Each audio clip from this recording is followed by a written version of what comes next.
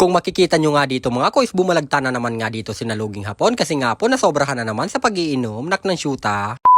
Hello mga kois, magandang buhay. Tara, samahan nyo nga po ako ulit sa 6 na minuto ng video na to.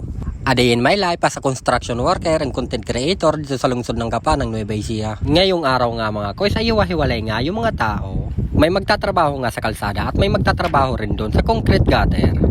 At paalis na nga rin kami sa mga oras na yan mga kois. At fast forward nga tayo, nandito na nga kami sa gagawa namin ng kalsada.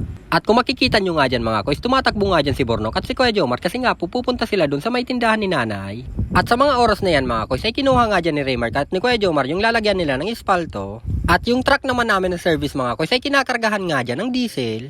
At habang kinakargahan nga yung truck namin ng diesel mga kois ay pumunta nga kami dito sa tindahan ni nanay at nadatnan nga namin si Bornok na kumakain na naman ng syuta. At dahil naubusan tayo ng budget for today's video nga mga kois, nangutang nga muna kami dito kay nanay.